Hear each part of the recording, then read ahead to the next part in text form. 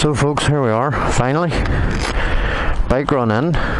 It's not raining, which is the first time it hasn't rained in I don't know how long. As you can see, yeah, my bike's dirty. I'm a user, not a keeper. Yeah, recently got the panniers installed whenever I had the service done. They're great. Not massive capacity to be honest with you, but they'll do for a day or two away. You can see, yes, I put the air hawk seat on. Does make a big difference after all. No discomfort ever, basically, on it. I put back on my Power Bronze screen from my 2013, and you'll just see there's a couple of extra holes in it which I'll fill with grommets eventually. Also had the sat-nav bracket and the sat-nav put on, and I'll show you just how it operates at another time. Have the fender extender. Yep, you can see how dirty it is, so it's obviously doing a good job stopping everything else getting dirty. So let's go, let's take this baby out for a bit of a run,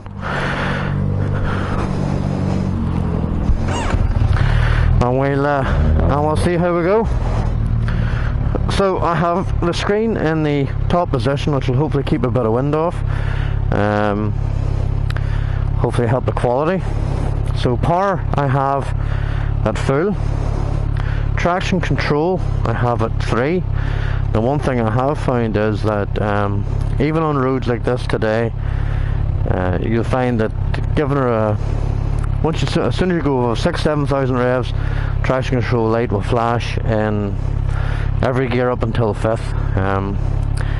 I don't really want to be anywhere that I'm sitting doing 7,000 revs or in top gear to see whether that happens or not. So away we go. We'll just take a bit of a run down our lovely coast in Northern Ireland, and we'll see how we get on.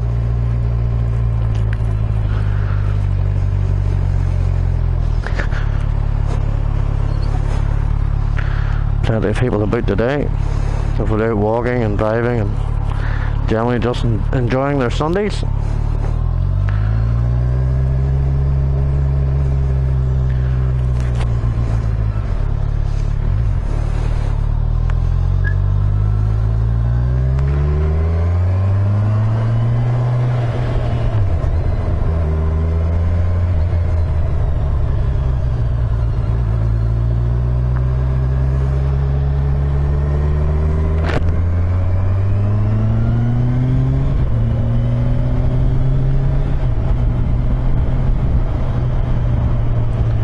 So I have to say, it really is, the engine's just as smooth as silk, my previous 2013 model had 15,000 miles on it, and the engine just felt a bit rougher. Now it could have been that it was due for its big 15,000 mile service. When you look at the service manual, it really talks about running in 500 miles, oil change, then the next service is due at 3750, but that's really just an inspection service. That's literally kicking the tires and making sure that everything's still in one place. The big service at 7,500 miles, that's the one they recommend the oil change. So mine was, so it seems to be an oil change every 7,500 by the manual. So when my old one was 15,000, yeah, it probably needed, say the oil had probably broken down a bit. That may have made it sound a bit rougher. Most people, the thing about Kawasaki is if you fill in the online questionnaire, certainly in Kawasaki UK, by filling that in you then get a voucher for a free oil filter. So even at the inspection service, which would normally cost maybe 50 quid, 50 pounds, because you're getting your oil filter for free, you're really only paying for the labour of sticking fresh oil in. So to be quite honest, even at the interim services, I'll be putting an oil change on as well. It'd be shame to not give this lady the best treatment that I can. So when we talk about the tractability of the engine, So yep, it's 1000cc. So here I am in 6th gear, and we'll go down to 30 mile an hour.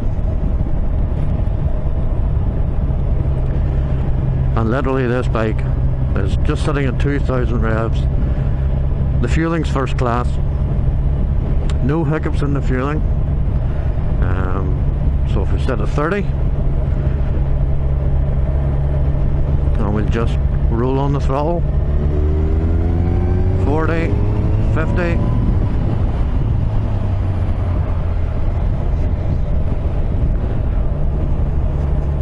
Blind Sunday driver. So back to 30 again. Dead smooth. Like realistically, there are very, very few people who take advantage of the full performance of their bikes. You know, the power figures of 142 for this bike, 160 for an z1000XR, 185 for a GSXR 1000. Great for top trumps in the pub, but really what in my mind makes the measure of a bike for everyday use is its tractability. So that's where you're sitting, tootling along in 6th at 30 without having to hunt up and down the gearbox just to keep moving. And to be quite honest with you, that's why I love this 1000cc engine. I'm quite sure that they could tune the nuts off it to give it much higher horsepower, but that's usually at the expense of torque. And I know where I'd rather have my money, on torque all day long. So for comfort wise, the bike's sitting as it came out of the factory. Standard preload, standard rebound, same on the back. I'm what, 13.5 stone. What I would say is when my girlfriend gets on the back, yep, you can feel it. And even I had one of those Oxford tail packs on with computer gear and clothes, etc., and I could even feel the rear compressing a bit on it. So probably I'd want to up the preload next time I'm taking somebody with me. We're in a de-restricted zone here now. The only problem with this road is that there's a lovely track that runs right up what would probably be the line you'd want to take if you were having a bit of fun. So, and the way they fix it isn't that good either. So every time you go on that track, you either tram line or near shakes the teeth off you. So let's give her a wee bit of stick.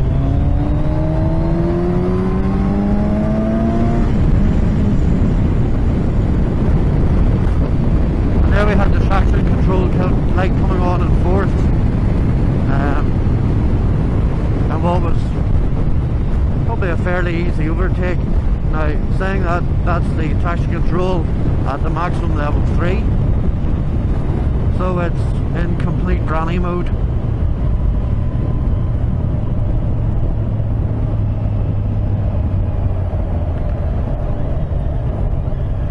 Okay.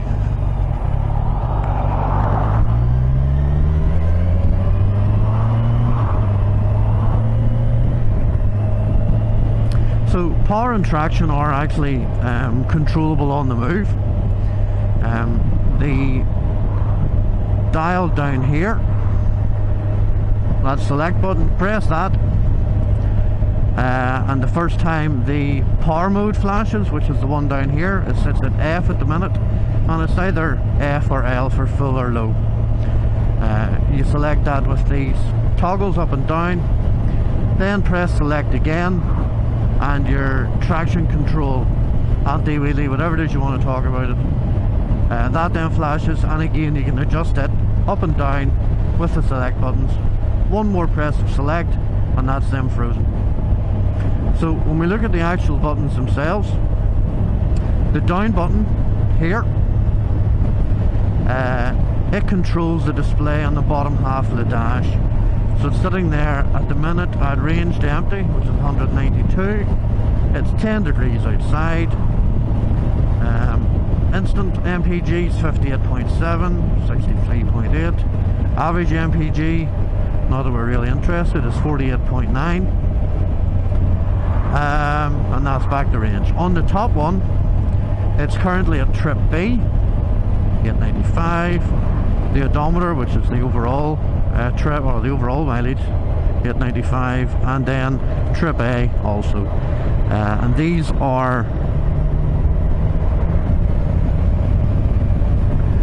are zeroed by pressing the top button here whenever you're whenever you want to reset them.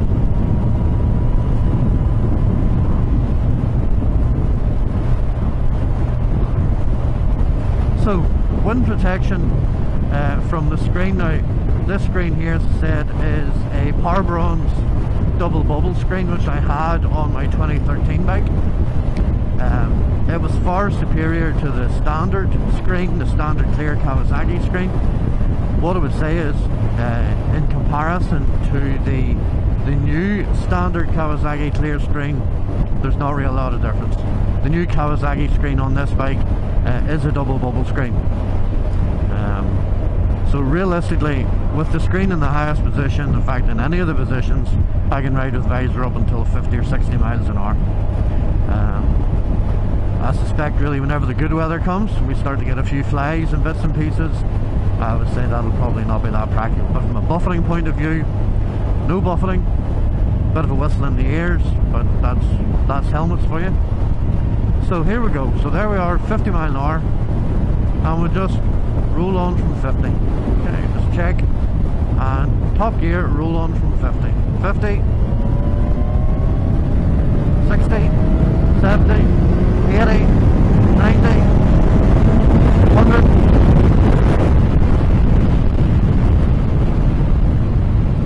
So when we talk about tractability of an engine, is there any need to go down a few gears whenever you can literally accelerate at 10 miles an hour per second? Well, I suppose there is. So let's hear what the engine on this sounds like. Okay.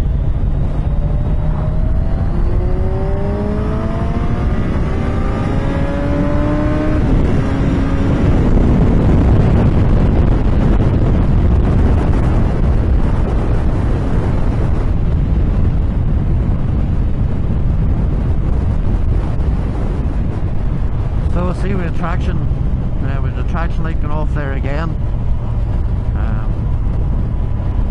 Not entirely sure what gear it was in, but it may have well been a couple of gears.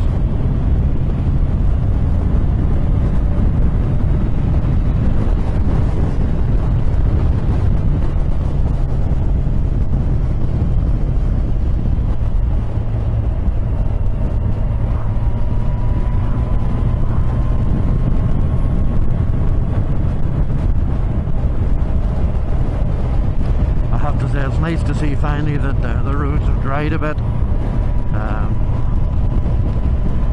Currently my chicken strips are about 2 inches either side. I'm going to blame the weather for that.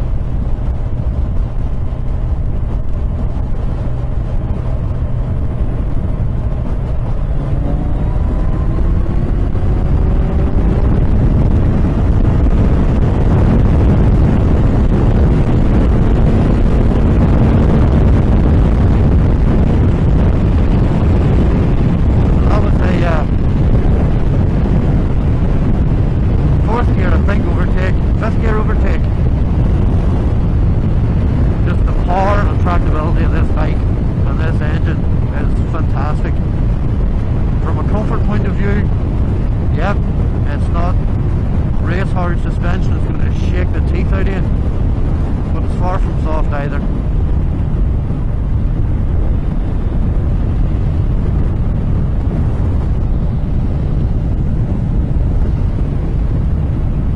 Batteries.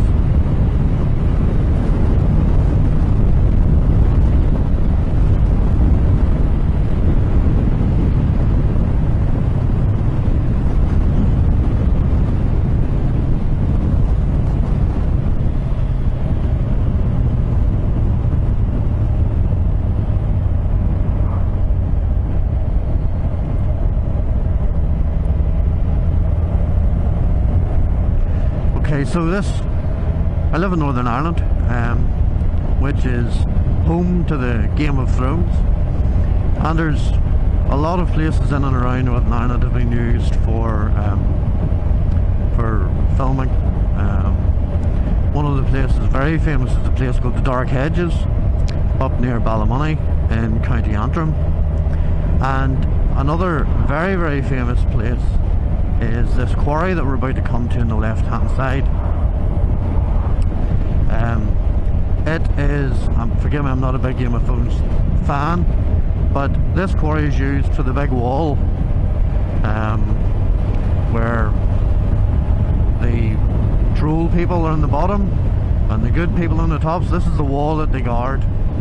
So I'll see if I can get turned right around here. So it's in here there. Danger, no stopping, no slowing. Danger, danger. There's basically 24/7 guards on that quarry to stop the sightseers coming. That's today's history lesson over.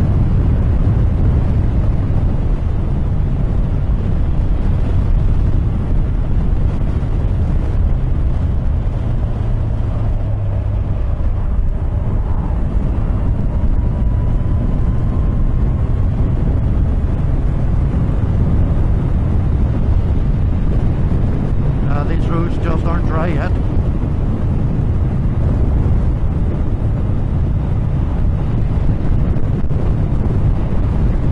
So what we'll do is I'll sign off, and then we'll take a bit of a run up the Antrim Coast Road, which is a much favoured road for bikers and Sunday day trippers in Northern Ireland. So see you soon, guys.